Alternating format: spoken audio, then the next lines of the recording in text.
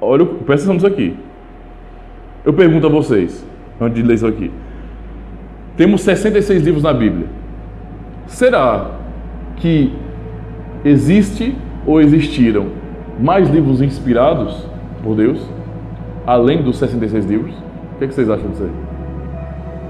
Mais livros inspirados ou não? Só são esses aqui mesmo? Como é que é? Muito bem. Respostas muito objetivas. Continuando a leitura, então. Tudo bem, eu sei que é uma coisa arriscada, né? Precisa ter medo de falar. Se eu falar que tenho, misericórdia, eu vou estar cometendo uma heresia. Se eu falar que não tem, eu passo a provar que tem. E agora? Né? Então eu sei que é complicado.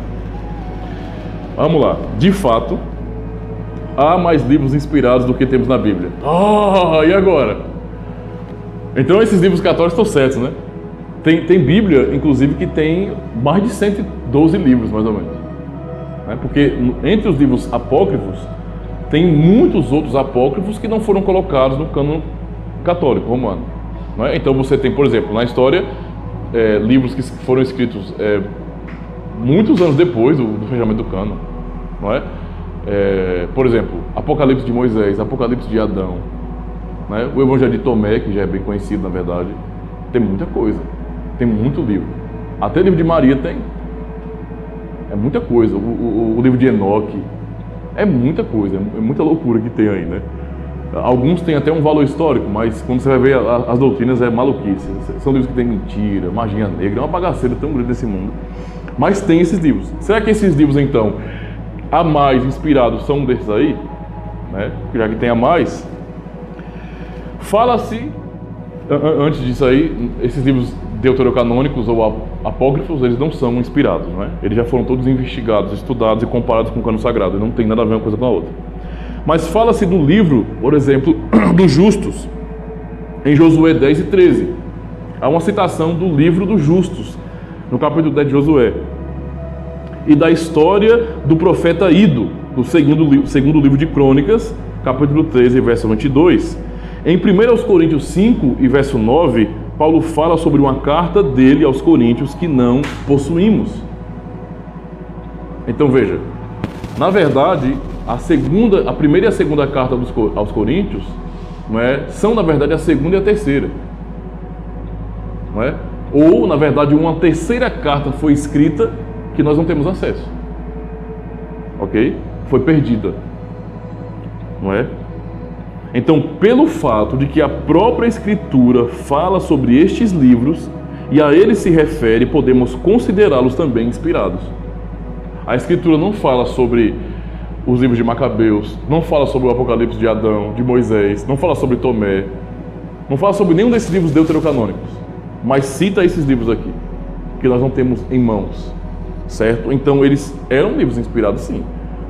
Mas, se fosse descoberto tal livro, não é, no deserto ou numa gruta no Oriente Médio, e se houvesse certeza de que se tratava de um livro profético ou de uma carta apostólica, seria necessário acrescentá-los à Bíblia? Se encontrássemos então, de repente, nessas expedições, não é, dos arqueólogos cristãos, eles encontram, como foi encontrado em Qumran, no Mar Morto, aquele monte de vasos guardados nos livros do Antigo Testamento, Isaías, e de uma maneira tão gloriosa e fantástica, já faz um tempinho isso, eles encontraram aqueles livros em uma caverna ali no Mar Morto, não é?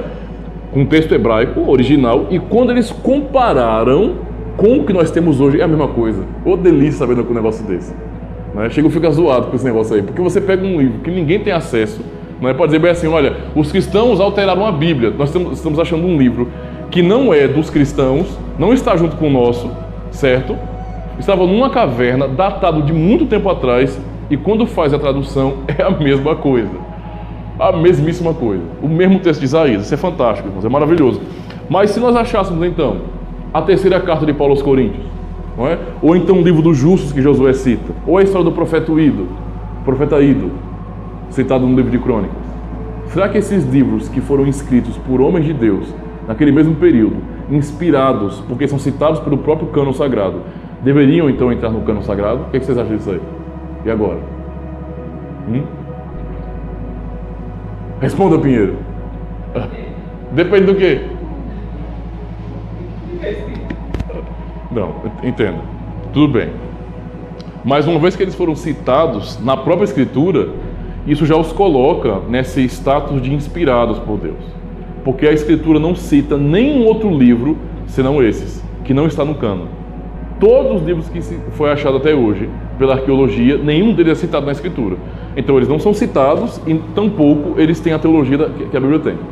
Mas esses livros aqui são citados pela Escritura, como livros de profetas de Deus ou uma carta que o apóstolo Paulo escreveu.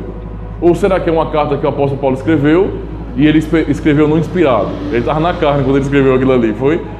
O ponto não é esse. O ponto é o seguinte: se esses livros fossem achados, eu sei que muitos cristãos iam querer colocar isso no cano. A Igreja Católica Romana é a primeira, né? Eles não gostam de fazer isso. Eles acham que o negócio aí bota na Bíblia. Eles são assim, porque eles acham que tem poder sobre a Escritura. Mas nós cristãos reformados, reconhecendo que são inspirados, não colocaríamos esses livros no cano. Sabe por quê? Porque a história do mundo não é um acidentezinho, não. As coisas não estão acontecendo de maneira aleatória. Deus, o próprio Deus, providenciou e preservou tais livros para a igreja hoje. Todo o processo da formação do cânon, sabe, o trabalho que aqueles irmãos tiveram no passado para defender a fé, para fazer comparações, para estudar horas e horas e mais horas, investigando e comparando o escrito com o escrito, tudo isso foi a providência de Deus. Deus providenciou para termos o livro completo. Não tem, então, alguns livros citados, mas tem exatamente aquilo que é completo para nós. Deus não nos deu uma Bíblia incompleta. Nós não podemos olhar para os livros que não estão aqui, que nós não achamos, como sendo uma falha no cânon sagrado. Pode dizer bem assim, tá vendo aí, ó? A Bíblia é incompleta. Não, a Bíblia não é incompleta, ela é completíssima. Deus preservou aquilo que é necessário para a nossa salvação, não é? E o conhecimento dele é simplesmente isso, né? Então, é por isso que o próprio artigo 3 diz isso, que Deus ele preservou, não é, para a nossa salvação. Por exemplo, artigo 3. Após isso, Deus, em seu especial cuidado por nós e nossa salvação, ordenou que os profetas e apóstolos, seus servos, registrassem por escrito a sua palavra revelada. O que foi preservado para nós foi o nosso bem, para a nossa salvação, o conhecimento suficiente que nós precisamos ter dele. Só. Nós poderíamos até comprar, se fosse publicado, né, por alguma editora, que seria muito bom, mas não entraria no cânon. A escritura que nós temos, ela é como Deus quer que seja, como Ele ordenou, providência de Deus, não é? Para aqueles que não confiam na providência de Deus, as coisas acontecem de maneira aleatória, então vamos alterar o que a gente quiser. Para nós não.